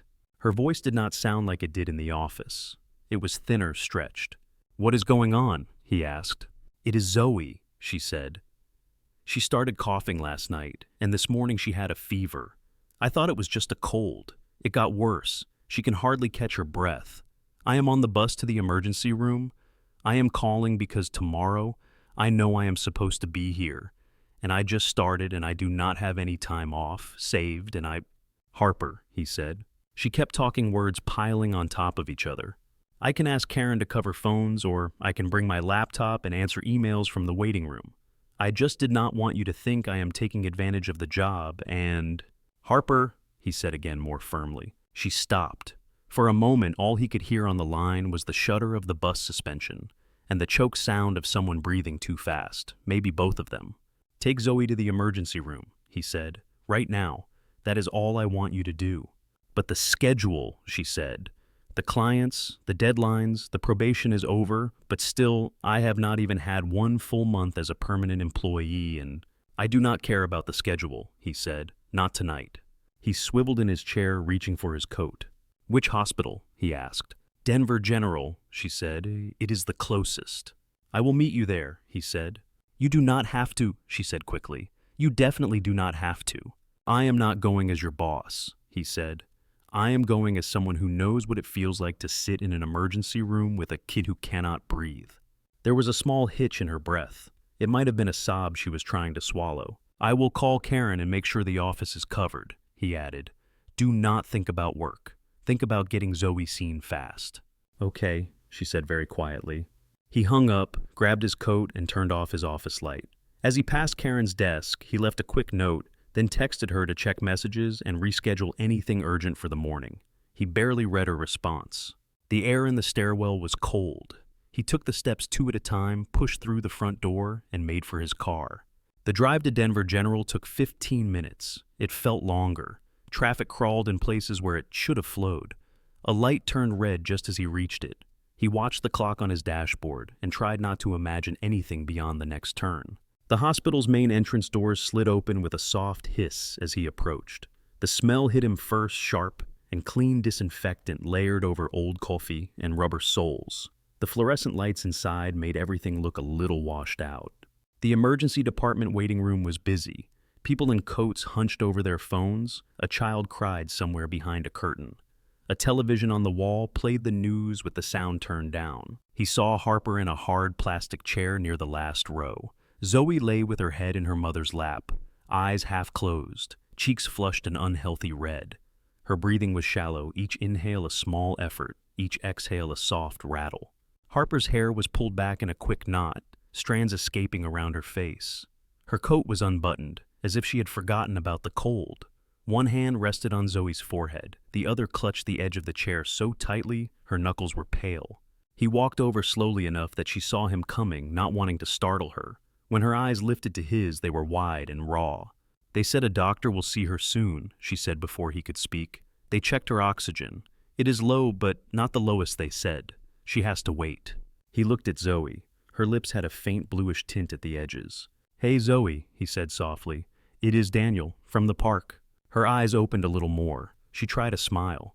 Hi, she whispered. The word was dry. Word was dry and thin. She has pneumonia, Harper said. They think.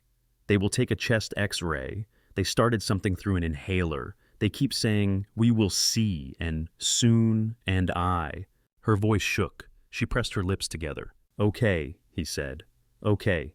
You are here. She is here. That is the first step. He took the empty chair next to her. The molded plastic was cold through his jeans. For a moment, none of them spoke. The sound of the TV flickering above the front desk filled the space. A nurse appeared at the doorway and called Zoe's name. Harper stood at once, her hand under her daughter's shoulder. I will be right here, Daniel said. He watched them follow the nurse past the swinging doors into the maze of white curtains and beeping machines. The doors swayed closed behind them. He sat back down, then stood up again almost immediately. Sitting felt wrong. He moved to the registration desk. The clerk behind it was in her 40s, her hair pulled into a bun, her expression both tired and kind. Can I help you? She asked. Besteiner. A child just came in, he said. Zoe Lane, with her mother Harper. She is one of my employees.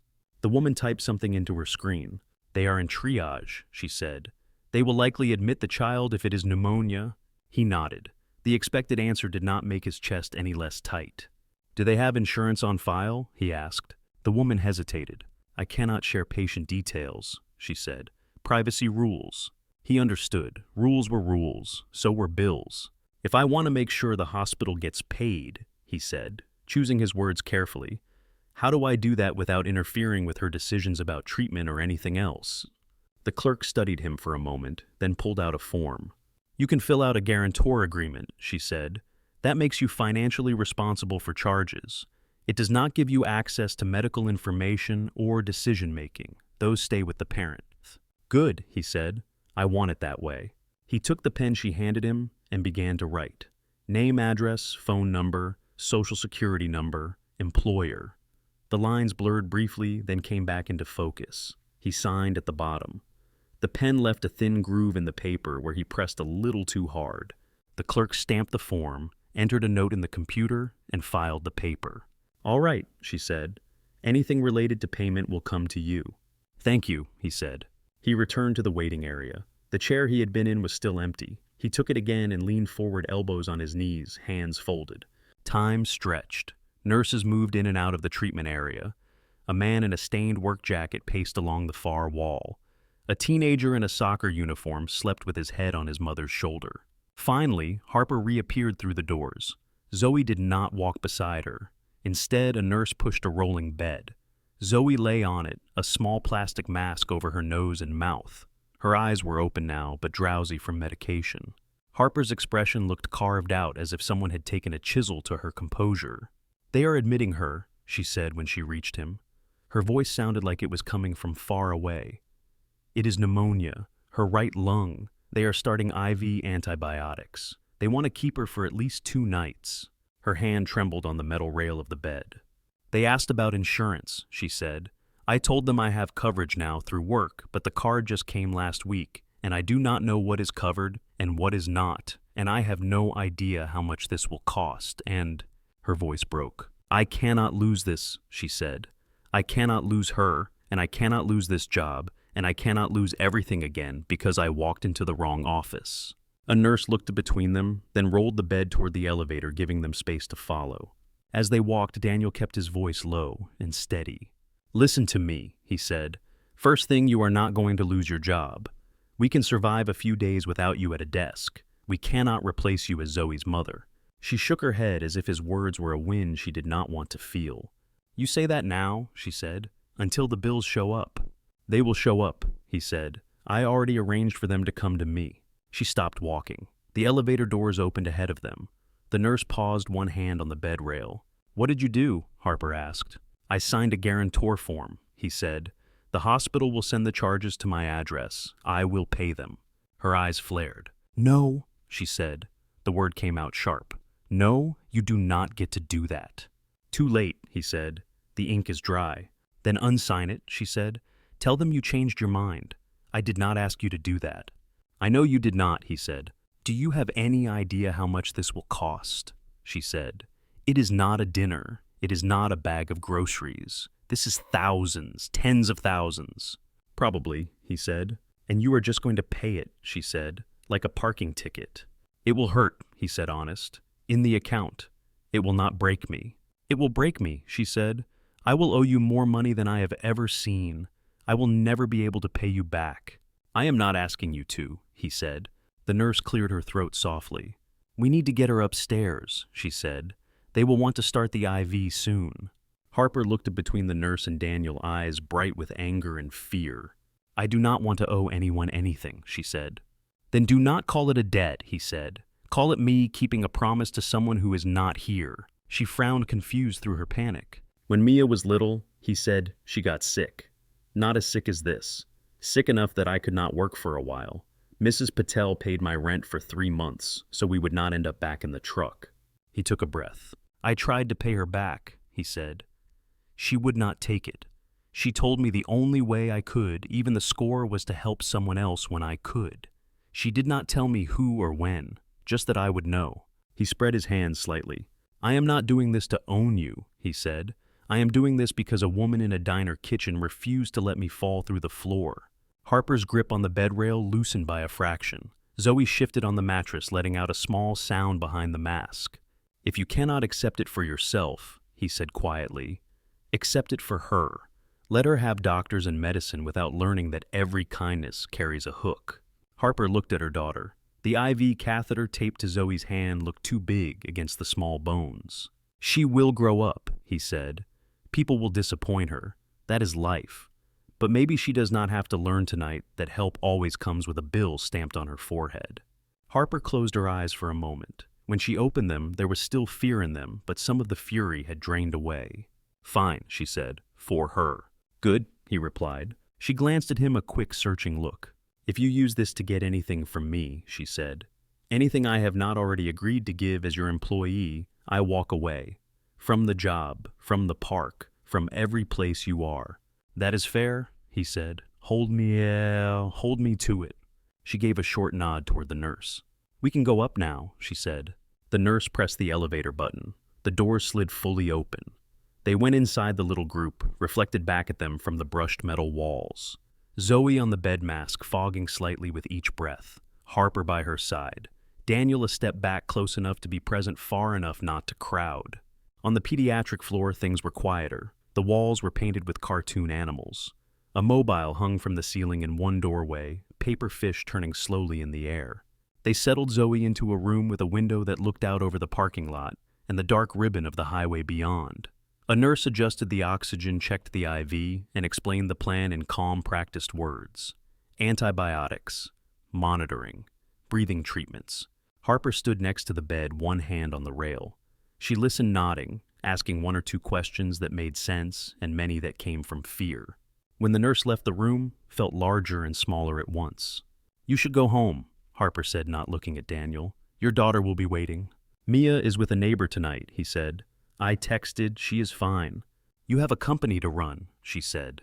"The company will be there in the morning," he replied. "I am not leaving you to sit here alone."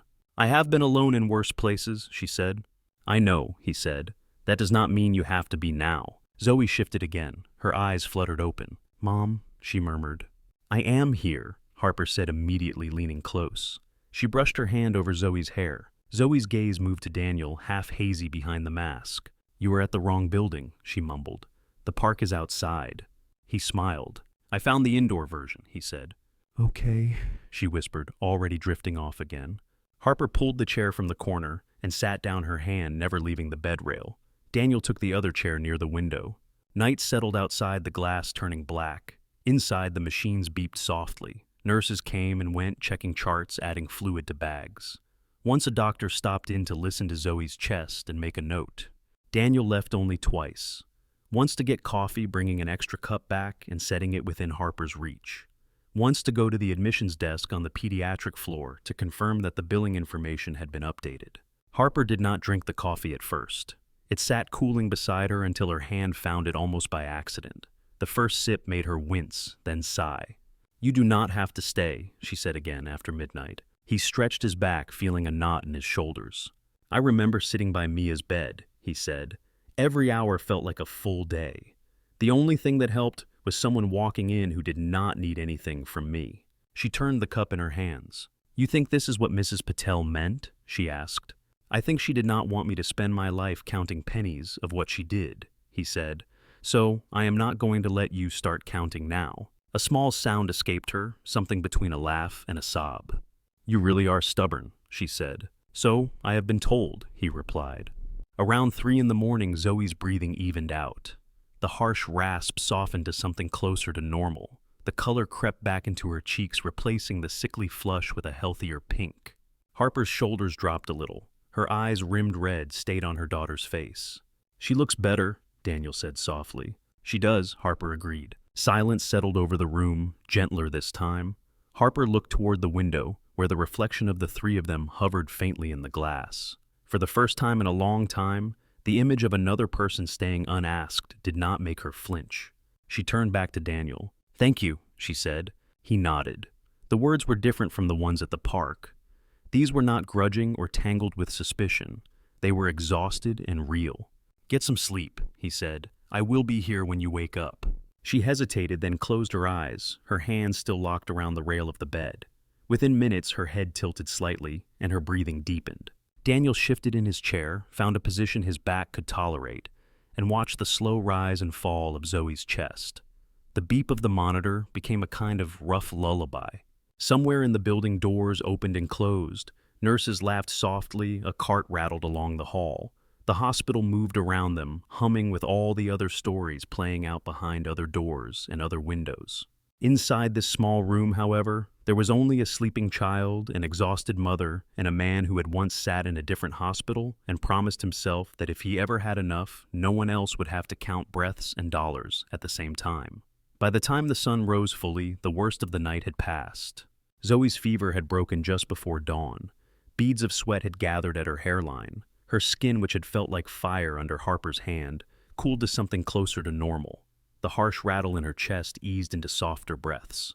A nurse came in, checked her vitals, smiled at the numbers, and whispered that the antibiotics were doing their job.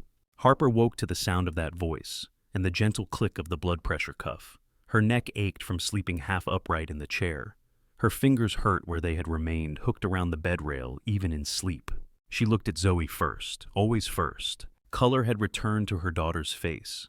Not the flushed red of fever, but a healthy pink beneath her freckles. Her breathing was still a little fast, but no longer sounded like someone trying to pull air through a straw. Harper exhaled a breath she felt she had been holding for years. Across the room near the window, Daniel stirred in his own chair. His head had tipped back at some point, chin up, mouth slightly open. A line of light from the blinds cut across his jaw. When he shifted his back, made a faint cracking sound. He winced, straightened a little, and blinked. "She looks better," he said, his voice rough with sleep. "She does," Harper replied. The nurse finished her checks, left a note on the chart, and promised to return with breakfast. The door closed with a soft click. For a moment, the room held a quiet that did not feel like waiting. It felt like landing. Harper brushed a strand of hair away from Zoe's forehead. The girl's eyes fluttered open. "Hey, you," Harper whispered. "Hey," Zoe mumbled. Her voice was weak but clear. "You scared me," Harper said. Zoe's eyes slid toward Daniel. "Hi," she said. "Morning," he answered. "You gave the nurses a workout." "I do not remember," she said. "That is because you were busy fighting dragons in your sleep," he replied. Zoe closed her eyes again, a hint of a smile at the edges. Later that morning, a pediatrician in bright sneakers came in, listened to Zoe's lungs, and declared that they were moving in the right direction. Zoe would need to stay another day for monitoring, but the phrase "going home" left the doctor's mouth like a small, clean promise. Harper's shoulders dropped another inch. When 2 paper trays of hospital breakfast arrived, Harper stared at them as if they might vanish. Scrambled eggs in a plastic dish toast that cooled too fast, orange juice in a covered cup. She coaxed Zoe into eating a few bites. The girl wrinkled her nose but complied. Daniel accepted a cup of bitter coffee from a passing cart more out of habit than desire. The caffeine hit his system and made his thoughts sharper. "Once they move you to a regular room, I will run home and grab you some things," he said. "Clothes, toothbrush, anything you need." "You do not have to," Harper said automatically. "I know," he said. "I want to." She looked like she might argue, then glanced at Zoe and let it go. "Thank you," she said instead. The word had shifted again, less reluctant, more simple. He drove home, showered, changed his shirt, checked on Mia. She was full of questions. "Is Zoe okay?" Mia asked, sitting at the kitchen table with a bowl of cereal. "She is better," he said. "She will need a few days in the hospital." "Can we visit?" Mia said. "Not yet," he replied.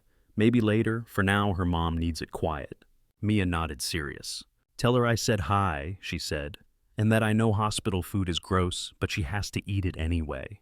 "I will deliver the message," he said. He packed a small bag with things Harper might need. A sweatshirt, sweatpants, socks, extras he kept at the office for emergencies. He added a notebook and a pen, then hesitated, pulled the notebook back out. She does not need a reminder of work here, he thought, and left it on his desk. Back at the hospital, the day blurred into tasks, forms to sign, vitals to check. Harper dozed in short bursts, her body insisting on rest now that it had been given permission. That night, Daniel went home. He made sure Harper had numbers for the nurses, that she understood the plan, and that someone would always be within shouting distance if she needed anything. "I will be back in the morning," he said. "You have already done too much," she replied. He shook his head. "I have done what I said I would do," he answered. "Nothing more." Zoe returned home 2 days later. She wore an oversized sweatshirt and hospital socks in her shoes. The brisk air hit her cheeks as they stepped outside, and she took a deep breath, only wincing a little at the pull in her chest. Harper carried the discharge papers in a folder under her arm. Inside, a map of medications, follow-up appointments, warning signs to watch for. When they reached their apartment building, Zoe tugged on her mother's sleeve. "Can Mia come over when I am not sick anymore?" she asked. "If her dad says yes," Harper replied, "and if you finish all your medicine without complaining." "I do not complain," Zoe said. "You complain in very small voices," Harper said. A week after the hospital, Harper walked back into the office. She expected the same knot in her stomach she had carried after past crises, the fear of what she would find, of whispers of doors closed, of opportunities pulled away while she had been away. Instead, she found a stack of sticky notes on her desk in Karen's familiar handwriting, breaking down what had happened in her absence.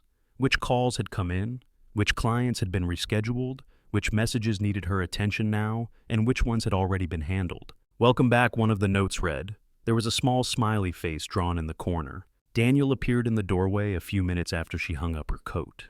"Good to see you," he said. "How is she?" "Still tired," Harper said, "but better. The antibiotics are doing what they are supposed to do." "Good," he said. "We have lived to fight email another day." He did not ask her to stay late to make up hours. He did not remind her how much time she had been gone. He did not mention the hospital bill. If he thought about the numbers that would arrive in his mailbox, he kept it to himself. Harper fell back into the flow of the office. Yet something in her approach had changed. Before, she had moved through her tasks with the careful precision of someone expecting the floor to drop away at any moment. Now that precision remained, but there was a different energy under it, less like bracing for an impact and more like steering. She began to make suggestions. "That client in Boulder always reschedules their morning calls," she told Daniel one afternoon. "If we move them permanently to the afternoon, the calendar will stop looking like a mess every Tuesday." "You are right," he said. "Do it." Another time, she noticed a pattern in the late payments from a particular account. She pointed it out, drafted a polite but firm email, and had Daniel approve it. "I do not like writing those," he admitted. "You should not have to," she said. "That is part of my job." He found himself relying on her judgment more often. When a new potential client called, he glanced at her over the top of his monitor. "What do you think?" he asked after the call, laying out the details. "They sound disorganized," she said. "They might pay well, but they might also drain more time than they are worth." He considered this, then nodded. "Then we pass," he said. On Fridays, sometimes Karen would bring in a box of donuts, or someone would suggest ordering takeout for lunch. The first few times, Harper declined eating the food she had brought from home at her desk. Gradually, she accepted a slice of pizza, half a donut, a shared carton of fries. She joined the table in the small break area, listening more than talking at first. She learned that one consultant collected old maps, another ran marathons. Karen had 2 grown sons and a very spoiled cat. In return, she let slip that Zoe liked to draw dragons on everything, and that she could sew up a torn hem in less than 5 minutes. Small things, safe things. About 2 months after Zoe came home from the hospital, Harper knocked on Daniel's office door. "Got a minute?" she asked. He glanced at the screen, at the unfinished email, at the half-written note on his pad. He capped his pen. "Yeah," he said. "Come in." She stepped inside, closed the door with a soft click, and sat down. She did not have a notepad with her, no folder. That alone made him pay attention. "This is not about work," she said. "Okay," he replied. "Yes," he replied. "What is on your mind?" She took a breath, then let it out through her nose. "There is a woman at Zoe's school," she said. "Third floor end of the hall. Her daughter is in Zoe's class." A picture formed as she spoke. A woman in the school hallway, hand-me-down coat, tired eyes. "I have seen her counting change in the cafeteria line," Harper said. "More than once. Her girl wears shoes that are too small. I know that look on a parent's face when they are trying to stretch $1 into 3. Daniel nodded. The description slipped over a memory of himself and Mia, and over the picture of Harper at Harbor Grill. "I want to help her," Harper said. The words came out flat at first, then gathered weight. "But I do not want to be Victor," she added. "I do not want to become another person who makes help a leash. I keep thinking about what you did at the hospital, and how it felt, and how it did not feel, and I am still trying to untangle it." He stayed quiet, listening. "I have been putting a little aside," she said. "Since I started here, not much. Enough that, for the first time in a long time, I am not counting every penny twice." Her fingers twisted together once, then stilled. "I keep thinking about that woman," she said. "About her kids' shoes. And about Mrs. Patel, even though I have never met her. A small smile touched his mouth at the mention. I want to do something, Harper said, for them, but I am afraid. Not of losing the money, of doing it wrong, of making her feel the way I felt when Victor dangled help in front of me with a string tied to it. Daniel leaned back in his chair. You start small, he said. You start specific. She tilted her head. What does that mean? She asked. It means you choose one thing, he said. Not a blank check, not a vague promise. One concrete thing that solves an immediate problem without creating a long-term contract. He thought of Mrs. Patel pushing a plate toward him without a speech. You could buy the girl a pair of shoes and leave them where the mother will find them, he said, with a note that does not demand thanks. No name if that feels easier. Something like, from someone who understands. Harper pictured it, the small box, the note. Anonymous, she said. Maybe at first, he replied. Or you could invite them to join you and Zoe at the park, not as a rescue mission, just as company. Pay for ice cream without making a ceremony of it. She listened, absorbing the ideas, turning them over. And if she says no, Harper said, then you accept it, he said. You do not press. You let her keep her pace. You become a consistent presence, not a storm. Harper sat with that for a moment. It is harder than it looks, she said. Helping someone. You know more about the wrong kind of help than most, he said. That makes you better equipped to avoid it. Her gaze flicked to the photograph on his desk. Mrs. Patel's hand rested on the shoulder of a younger Daniel, both of them standing in the sunlight outside Sunrise Diner. I have been volunteering at a community kitchen on Saturdays, she said. The one on 15th. They serve free dinners. He raised his brows, surprised. You have, he said. Zoe and I go, Harper said. We slice bread. We wash dishes. Sometimes we just wipe tables. It felt like a way to balance things in my own head. She reached into her bag and pulled out an envelope, slid it across the desk.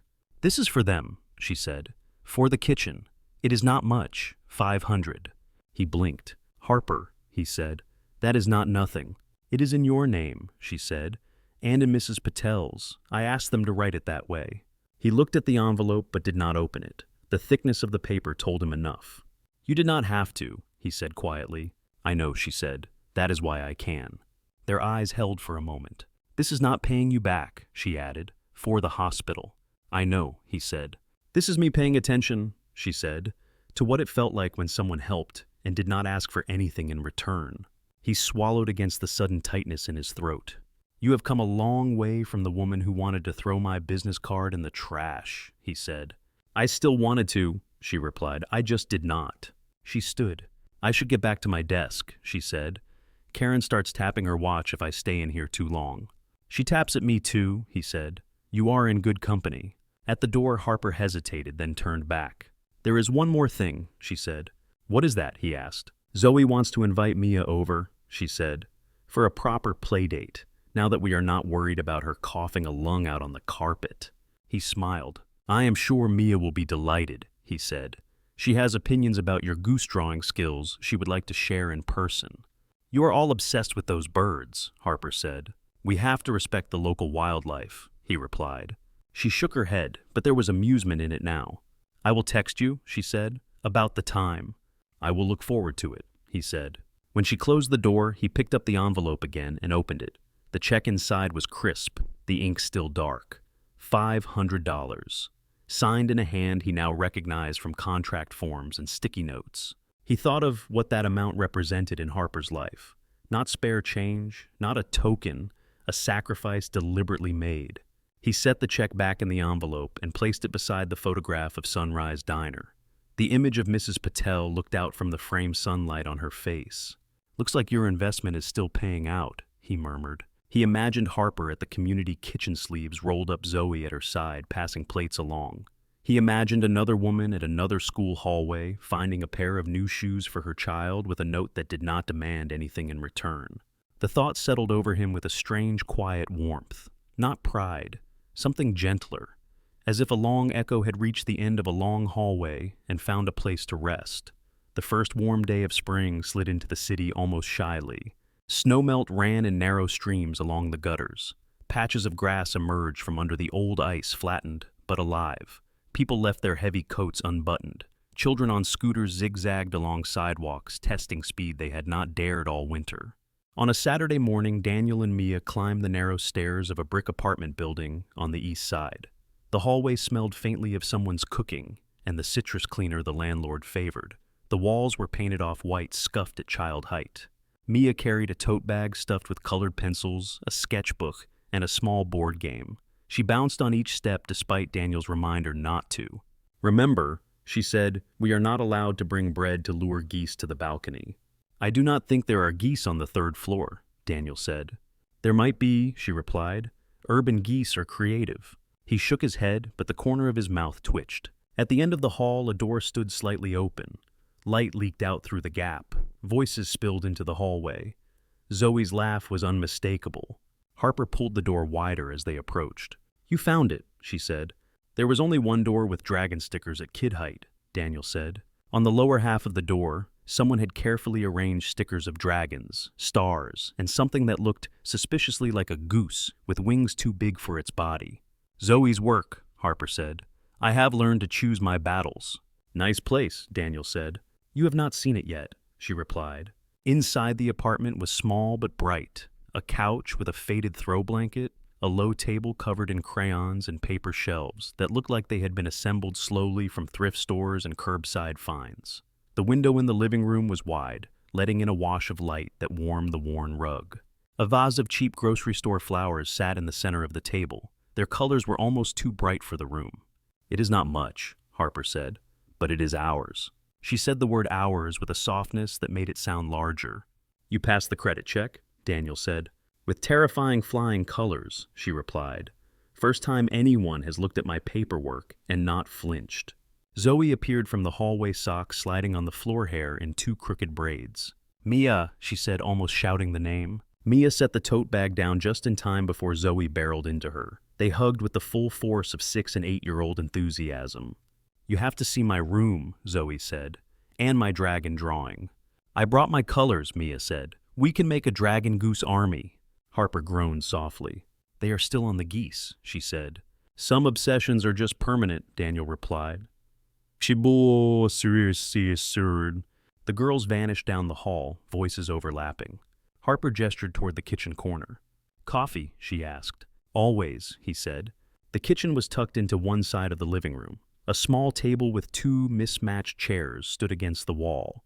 A window above the sink looked out onto the neighboring building and a slice of sky.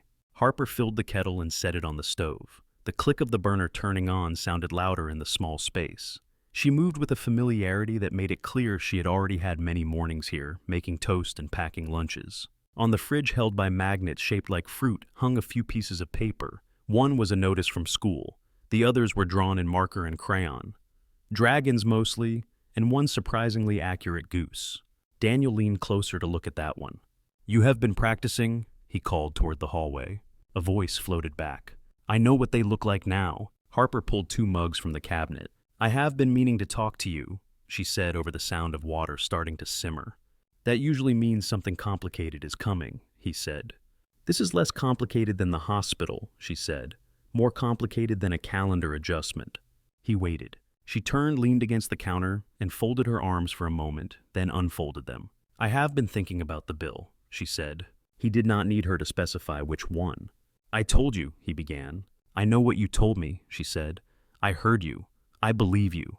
This is not about paying you back." The kettle whistled. She turned to pour steam rising between them for a moment. She slid a mug toward him, then wrapped her hands around her own. "I started volunteering at the kitchen before Zoe got sick," she said. "After the hospital, after coming back here, after reading that discharge total, and not having my stomach drop through the floor, I thought about that number a lot." He took a cautious sip. The coffee was strong, slightly bitter. "It made me angry at first," she said. "Not at you. At the fact that one piece of paper stamped with a total could still have that much power over how I feel." He nodded. Receipts had haunted him for years, too. "So I decided that if it was going to have that much power," she said, "I wanted to move some of it around, on purpose." She glanced toward the hallway, then back at him. "The check for the community kitchen," she said. "I want you to know that writing it did not feel like losing something. It felt like putting weight down somewhere it could be useful." He set his mug on the counter. "I am glad," he said. Zoe and I go every Saturday now, she said. She likes stacking the trays. I like seeing people come in from the cold and sit down without having to prove they deserve to be there. Her eyes went to the window for a moment, to the rectangle of light framing the other building. Feels a little like that first plate you talked about at sunrise, she said. It does, he agreed. She looked back at him. I cannot change what Victor did, she said, or the way my brain still tries to look for fine print in every good thing. But I can decide what kind of fine print I write when I am the one holding the pen. He smiled, slow and genuine. I would trust you with the pen over most people I meet in boardrooms, he said. From the hallway came a crash followed by laughter. Nothing is broken, Zoe called. On purpose. Harper closed her eyes briefly. They are fine, Daniel said, probably testing gravity. They like to make sure it still works, she said. Later they all gathered at the small table. Harper boiled pasta and heated sauce in a dented pan, stirring with ease. Daniel grated cheese while the girls argued about whether dragons preferred spaghetti or lasagna. It is not fancy, Harper said as she set the pot in the center of the table. But there is plenty.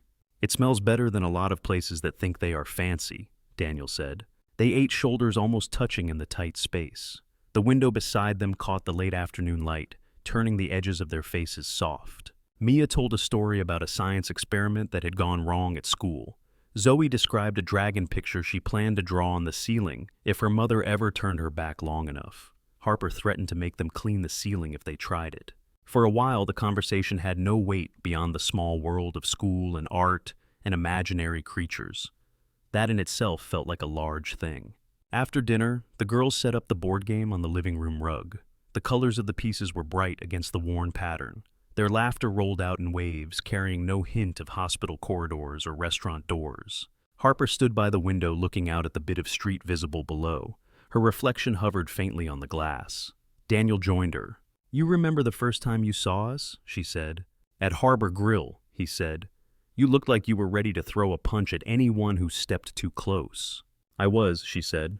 I almost deserved one, he replied. She turned her head slightly. You were clumsy, she said, but you were not him. He is still in your head, he said. Less loudly, she answered. The noise has to share space now. His eyes went to the girls on the floor. Zoe leaned into Mia's shoulder, both of them arguing over a rule that did not exist in the instruction manual. They are good for that, he said. They are, Harper agreed. He checked his watch. We should head out soon, he said. If I want Mia to be a functioning human tomorrow. Give me 5 minutes, Harper said. Zoe owes you something. She disappeared into the hallway and returned with a small envelope, the kind that came in packs of 50 at discount stores. She handed it to Daniel. This is for you, she said, and for Mia. He opened it. Inside was a drawing. 2 girls on swings legs, stretched hair flying back. On the ground below, 2 adults sat on a bench. One had a coffee cup. The other had what might have been a stack of papers. Around them, a scattering of geese with tiny crowns on their heads. Zoe's idea, Harper said. She calls it the Goose Kings and Their Humans. It is perfect, he said. You can put it next to your diner photo, she said. I will, he replied. At the door, as they put on their coats, Zoe hugged Mia as if they would not see each other again for a year, even though it would be only a few days. Do not forget the game rules, Zoe said. I wrote them down, Mia answered, patting her pocket. I will enforce them at the park. Harper opened the door. The hallway lights flickered once, then steadied. Thank you for coming, she said. Thank you for inviting us, Daniel said. He stepped out, then paused, one hand on the doorframe. The rectangle of the doorway framed Harper and Zoe. Behind her, the dragon stickers at the bottom. You know, he said, if Mrs. Patel could see this, she would say she was not surprised. She sounds like someone who is rarely surprised, Harper said. Only when people choose not to try, he replied. She smiled. It reached all the way to the lines near her eyes. Tell her in your head that I am working on it, she said. I will, he answered. The door closed with a soft click. No slam. No echo of leaving. Just the simple sound of a home sealing in the warmth. On the walk down the stairs, Mia slipped her hand into his. Dad, she said, I like their place. Me too, he said. It feels like when we first got our house, she said, before we had pictures on the walls. He looked at her. You remember that? He asked. I remember you standing in the living room looking at the windows, she said, like they were magic. They were, he said. Outside the air was cool but gentle. The sky over the buildings held the last light of day, streaked with pink and orange. They walked toward the bus stop, their steps falling into an easy rhythm. At home that night, after Mia was asleep, Daniel went into his small office. He placed the drawing of the swings and the crowned geese on the shelf beside the photograph of Sunrise Diner. 2 images, 2 doors, 2 sets of people standing just inside the thresholds. He sat for a moment, elbows on his knees, looking at both. The past and the present lined up in a way that felt almost visible. One diner owner in a sari with her hand on the shoulder of a younger man. 2 mothers and 2 daughters in a city several states away, their lives crossing, because someone once opened a door and meant it. He turned off the light. In the dark, the rectangles of the windows in his house glowed faintly with the reflection of the street outside. Somewhere in another part of the city, another set of windows shone in Harper and Zoe's apartment. Between them, the space did not feel so wide. Thank you so much for listening to today's story. If this story resonated with you or made you reflect, I'd love to hear your thoughts, so feel free to share them in the comments below. And don't forget to like, subscribe, and hit the notification bell so you won't miss the next story.